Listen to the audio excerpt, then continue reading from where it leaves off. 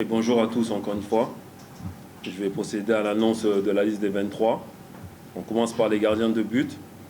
Alors, après, peu importe l'ordre, hein, mais comme on est de 23, Koné Ibrahim, Sila Bangali, Kamara Moussa.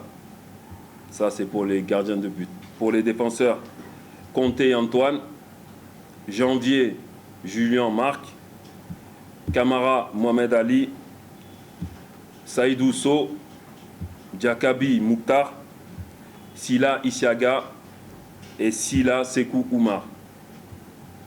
Pour les milieux de terrain, Diawara Amadou, Konaté Mori, Sissé Ibrahima, Kourouma Moriba, Sissé Sedouba, Kamara Agibou, Keta Nabi. Et pour l'attaque, Sissé Alkali Momo, Guilavogui Morgan, Barry Tierno, Dansoko Bafodé, Bayo Mohamed et Serou Girassi.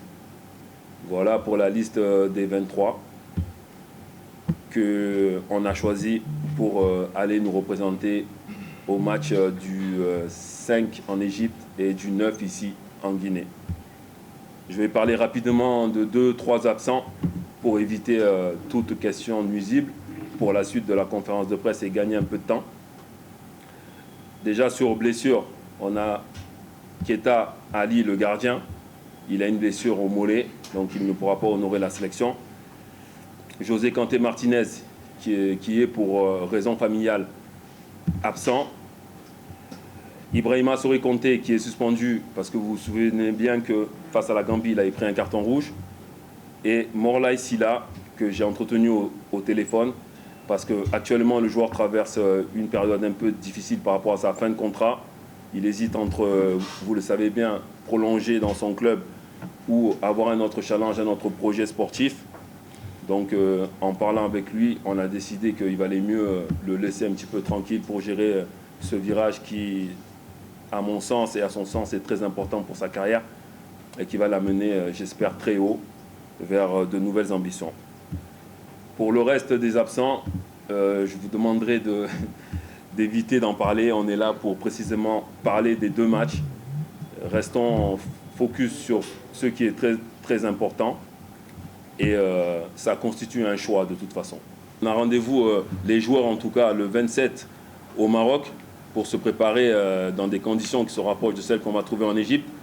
Donc on a jugé bon que c'était l'endroit idéal pour faire notre préparation avant de s'envoler certainement le 2 ou le 3 vers le Caire, préparer le match et après rentrer directement le plus rapidement possible en Guinée pour jouer notre match le 9 ici à Nongo. On a vu que Badiawara fait une tournée en Europe. Pouvons-nous avoir un update de ce qui s'est passé en Europe? Et on voit souvent Kabadiawara avec les binationaux. Est-ce que c'est la solution à court terme pour renforcer cette équipe du Sud national avant de trouver mieux? Merci. Trouver mieux, oui et non. En fait, moi j'avais dit en début de mandat, si je peux dire ainsi, qu'on allait essayer de chercher les meilleurs joueurs de partout où ils sont. Si c'est en Europe qu'ils jouent, on va se déplacer. Donc gentiment, avec le Conor, il nous a permis de faire une tournée, parce que ça coûte des moyens aussi. Donc de partir rencontrer ces familles-là, des joueurs-là, et d'essayer de les ramener au Bercail. Donc c'est ce qui a été fait en partie. On a vu beaucoup de joueurs. Il y en a qui sont encore dans des phases de réflexion, j'ai envie de dire.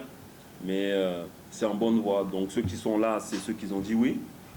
Et d'autres, certainement, viendront très vite, Inch'Allah, nous remplir. Mais encore une fois, c'est pas une fin en soi. C'est juste parce que je pense qu'il faut ramener les meilleurs joueurs et surtout des jeunes joueurs. Donc si on a l'occasion d'aller en chercher, on va pas s'en priver.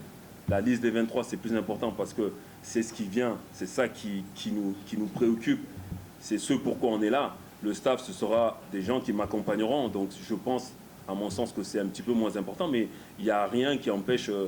mais il ne faut pas faire les choses en même temps. Je pense que c'est 2 événements un petit peu différents, c'est tout. Voilà.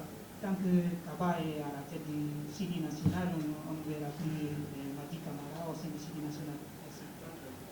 Non, non, j'ai répondu déjà sur ça, sur les absents qui ne sont pas là. Je vous ai dit que ben, c'était des choix, mais non, de dire que tant que je serai là, il ne viendra pas, non. C'est un choix comme un autre. Il y en a aussi qui ne sont pas là, donc on ne va pas commenter tous les choix, mais ça fait partie des choix. C'est Barry Amadou de la radio Familiale FM. Bon, maintenant, Kaba Diawara nous a proposé une liste de 23 joueurs. Bon, maintenant, M. Kaba, vous comptez utiliser quel schéma dans les 2 premières journées des éliminatoires de la Coupe d'Afrique des Nations? Ah, ça, c'est encore une question technique, donc on va attendre un petit peu de se regrouper, de voir vraiment l'état de forme de chacun, parce qu'on joue en fin de saison. Un match à l'extérieur chez le gros du groupe, donc peut-être que ça ne se joue pas de la même façon, certainement même, ça ne se joue pas de la même façon à l'extérieur que quand on joue à la maison, donc on va imaginer un truc pour essayer de les déranger un petit peu, et voilà, donc ça veut dire que je ne peux pas encore répondre sur le schéma tactique. Je vois qu'un seul joueur local, il s'agit de Moussa Camara, alors qu'à la CAN, il y avait, si je ne m'abuse, 3. Est-ce que c'est dire que les joueurs locaux aujourd'hui ne donnent pas satisfaction ou ne sont pas à la hauteur d'être en équipe nationale? Merci. Non, non, j'ai parlé du cas de Morlaï. En ce moment, il traverse une période un petit peu difficile pour lui. Sinon, je pense qu'il aurait été là. On a bien discuté ensemble. Il y a eu aussi des petits événements qui se sont passés pour lui. Donc, bon. Non, non, moi, je vais être là. Je vais vivre ici. Donc, je pourrai voir qui est en forme, qui est moins en forme.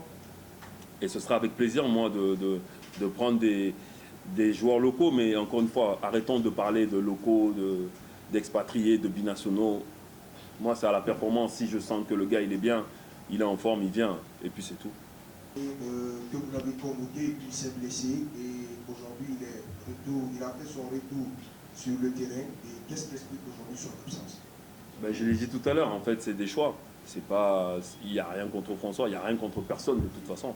Je l'avais convoqué au mois de mars, il s'est blessé juste avant la liste, comme d'autres aussi. Aujourd'hui, c'est vrai, il aurait pu revenir, il reviendra peut-être la prochaine fois, mais il n'y a pas d'explication particulière, c'est juste un choix. Et vous venez de dire que le premier recrutement, ça va être le 27, et savoir que le 28, il y a la finale de la Ligue des Champions. Est-ce que ça veut dire que le capitaine, s'il va rater le premier recrutement, il devra rejoindre l'équipe à Égypte ou il va retrouver au Maroc? Oui, lui, si il joue la finale, c'est clair qu'il va arriver après, mais il n'y a pas que lui, il y en a d'autres qui seront certainement en compétition pour des barrages, que ce soit en Espagne ou en France.